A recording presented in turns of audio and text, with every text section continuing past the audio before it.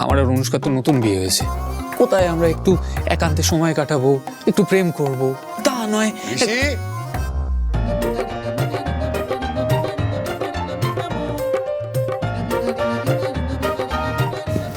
Sorry Hrithik, তুই কি যেন বলছিলিস?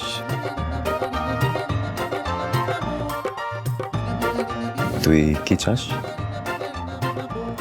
বল না, তুই কি বলছিলিস না তোর কি চাই? তুই বলছিলিস না যে তোর একা একা সময় দয়া করিস না, এটা খারাপ হয়ে যাচ্ছে কিন্তু। বল না, ইটস ওকে। এই তোরা দুই ভাই মিলে কি গুজুর গুজুর ফুসফুস করছিস?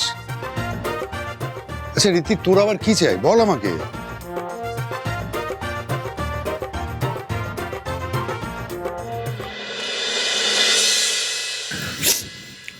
কাকাই বলো। হ্যাঁ বলো। হ্যাঁ, তুই অফিস থেকে এই ফাইলগুলো আনতে বলেছিলিস, এনে ধর। Thank you. আমি একটা জিনিস ভাবছি, অফিসের ফাইলগুলোর সাথে সাথে বিহুর বায়োডাটা তুই আনতে বললি কেন? আসলে ক্লায়েন্টরা চাইছে কাকাই। ক্লায়েন্ট চেয়েছে বিহুর বায়োডাটা? স্ট্রেঞ্জ। ঠিক আছে, তুই ফাইলগুলো দেখে নে, আমি বরং ওদিকটা দেখি। দেরি করিস না, যা।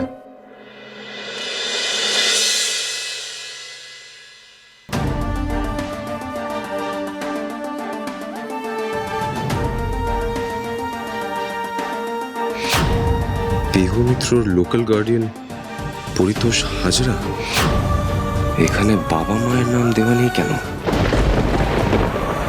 আমার কাছে আমার মাসি মেশোই আমার বাবা মা, আমার সব। বারবার মিস বৃষ্টিবাড়ি নিজের বাবা মায়ের নাম আড়াল করছেন কেন? আমার তো ওনার বাবা মার নামটা জানা খুব দরকার। কে বলতে পারবে আমাকে ওনার বাবা মার নাম? জিজু, তুমি কোনো টেনশন করো না, দিভাই শুধু তোমাকেই ভালোবাসে। আর দিভাইয়ের মন আমার থেকে ভালো আর কে বুঝবে বলো? অনুষ্কা, অনুষ্কাই আমাকে হেল্প করতে পারবে। ওর থেকে সবটা জানতে হবে আমায়।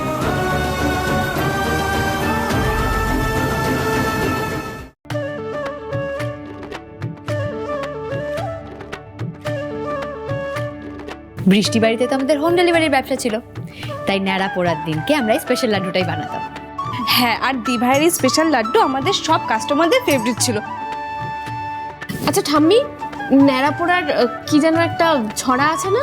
হ্যাঁ আছে তো, বলতো আমাদের আজ আমাদের ন্যাড়া পোড়া, কাল আমাদের দোল, পূর্ণিমাতে চাঁদ উঠেছে, বলো হরি বল, হরি বল বলে আমরা সব চেঁচাতাম। হোলির 8 দিন আগে ভক্ত প্রহ্লাদের উপর রাক্ষসরাজ হিরণ্যকশিপু প্রচন্ড নির্যাতন চালিয়েছিলেন। এই যে 8 দিন সময়টা, এটাকে বলা হয় হোলাষ্টক। এই সময় কোনো অশুভ কাজ হয় না। তারপর ন্যাড়া পোড়া পালন করে সমস্ত অশুভকে মুছে দিয়ে তারপরে পূজা অর্চনা হয়। আরেকটা গল্প আছে, এই হিরণ্যকশিপুর এক বোন ছিলেন, তার নাম ছিল হোলিকা। হোলিকার কাছে এমন একটা চাদর ছিল, সেই চাদরটা সে যদি গায়ে দিয়ে বসতো তাহলে আগুন তাকে স্পর্শ করবে না। হোলিকা করলো কি, চাদরটা গায়ে জড়িয়ে প্রহ্লাদকে কোলে নিয়ে চিতার উপর বসলো, যাতে হোলিকার কিছু হবে না, কিন্তু প্রহ্লাদ পুড়ে মরে যাবে। কিন্তু এমনই বিশ্বাস প্রহ্লাদের যে ভাইপো প্রহ্লাদের কিচ্ছু হলো না, আগুনে পুড়ে মরে গেল দুষ্টু পিসি হোলিকা। বলছি, তুমি বললে সেনবাড়িতে এই প্রথম দোল উৎসব পালন হবে? হ্যাঁ, এর আগে কোনোদিনও হোলি সেলিব্রেট হয়নি কেন?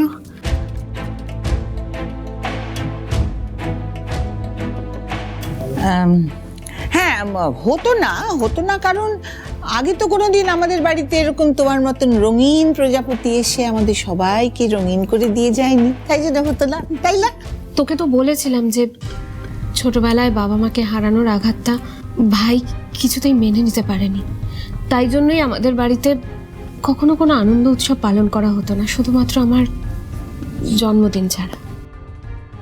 সত্যি, ঋষি সেই ছোটবেলা থেকে কোনোদিনই কোনো আনন্দ হই হুল্লোড় কিচ্ছু করেনি। আচ্ছা ঠাম্মি, মিস্টার সেনের বাবা মা যখন ছিলেন তখন তো নিশ্চয়ই সেলিব্রেট করা হতো হোলি? হ্যাঁ না না মানে তখন তখন আমরা সেলিব্রেট করিনি, কারণ তখন তো আমরা একসাথে থাকতাম না। আমরা তো এখন একসাথে থাকি। সৌমি, আরে পিহুর কাছ থেকে এই সমস্ত রান্না বান্নাগুলো ভালো করে শিখে নে, দুদিন পরে তো তোর বিয়ে হবে, তখন শ্বশুরবাড়িতে গিয়ে শ্বশুরবাড়ির লোকজনের মন ভোলাতে হবে না। এই দিভাই শোন না, তুই আমাকেও শিখিয়ে দে বুঝলি, তারপর তুই অফিস সামলাবি আর আমি বাড়ি কাজ করবো। টুবাই তার বাবা মা বেঁচে আছে এটা জানার পরে ওরা কেন বলে যে দুর্ঘটনায় ওদের হারিয়েছে? আর যদি ধরেও নি যে ওরা দুজনেই মারা গেছে, তাহলেও কেন আঙ্কেলের নাম কেউ নেয় না এই বাড়িতে? এসবের কথা উঠলেই সবাই কেন এড়িয়ে যায়? এমনকি ঠাম্মিও।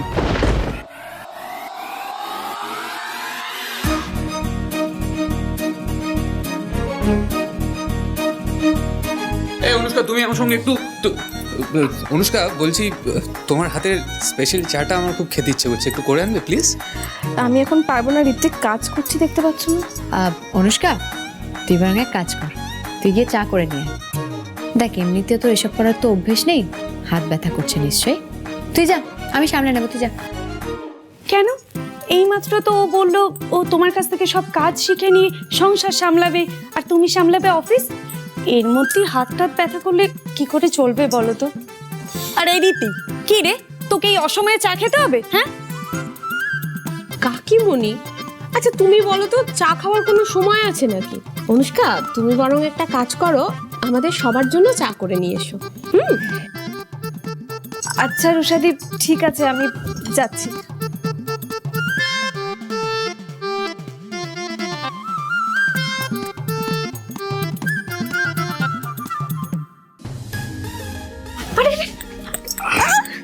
কি করছো ঋত্বিক? সবাই আছে, দেখতে পাবে, দেখতে পাক। তুমি সবসময় মা ঠাম্মি ওদের সঙ্গে রান্নাঘরে বসে থাকবে, আর আমার কথা একবারও তোমার মনে পড়ে না, তাই না? আমিও তো একটু ইচ্ছে। ছাড়ো ঋত্বিক, ছাড়ো। তুমি আজকে একদম আমার কাছে আসবে না। কেন? কারণ আমি ব্রত রেখেছি। ব্রত? কিসের ব্রত? কালকে দোল পূর্ণিমা, তাই তোমার মঙ্গলের জন্য আমি আজকে উপোস রেখেছি। আমার মঙ্গল? আমার মঙ্গল? ভালোবাসতে চাইলে ভালোবাসতে পারছি না, সবসময় কোনো না কোনো বাধা পড়ে যাচ্ছে, আর আমার মঙ্গল ভগবানই জানে কি মঙ্গল হচ্ছে আমার।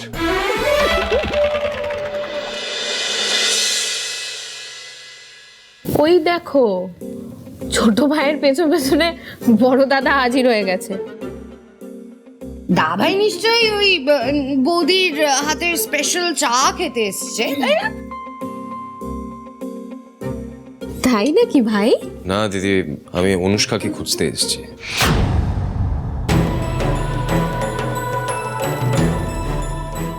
উনি হঠাৎ অনুষ্কার খোঁজ করছেন কেন?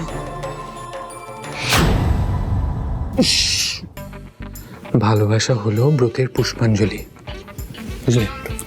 এখন যে যাই বলুক, আমি তোমাকে আদর করবই।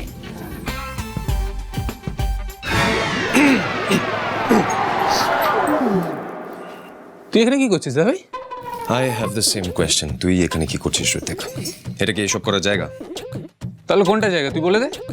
দিনকে দিন বাড়িটাকে তো মন্দির মনে হচ্ছে, তুই বলে দে কোনটা জায়গা, বলে দে তাহলে। আমার অনুষ্কার সাথে কিছু দরকারি কথা আছে এখন? হ্যাঁ। দেখ দাদা, এগুলো কিন্তু ইনজাস্টিস হচ্ছে। আমি অনেক কষ্ট করে ঠাম্মি আর মায়ের মাঝখান থেকে অনুষ্কাকে এখানে নিয়ে এসেছিস, এখন কিন্তু তুই ব্যাগটা দিবি না। ব্যাগটা দিচ্ছিস, দেখেছিস এইভাবে তাকিয়ে আছিস। নিজে তো কোনোদিন প্রেমটা করলো না, নিজের ছোট ভাইটাকেও কোনোদিন প্রেমটা করতে দিল না। কি বললি তুই? নিজে তো কোনোদিন প্রেমটা করলি না, নিজের ছোট ভাইটাকেও কোনোদিন প্রেমটা করতে দিলি না, এটাই বললাম। বেশ, তাহলে আমি কাকাকে বলে দিই that you need more space. হ্যাঁ, স্পেসের ব্যবস্থা করে দেবে কাকে, বল। দেখেছিস, এই থ্রেট করতে শুরু করলি। নিজের ভাইয়ের কষ্টটা তো কোনোদিন বুঝলি না, উল্টে থ্রেট করিস। আমি ছোটবেলা থেকে না না না, আমি তোকে থ্রেট করছি। আমি তোকে ছোটবেলায় যখন তোর ভালোর জন্য কিছু বলতাম, তখন তুই আমার কথা কোনোদিন শুনতিস না। থ্রেট করছিস? আমি থ্রেট? জিজু, কি কথা বলার আছে আমাকে বলো তো, কি হয়েছে? তোমার সাথে আমার কিছু জরুরি কথা আছে অনুষ্কা। তাহলে তাড়াতাড়ি বল, বেশি সময় নেই আমাদের কাছে। তোমাকে আমি পার্সোনালি কিছু কথা বলতে চাই।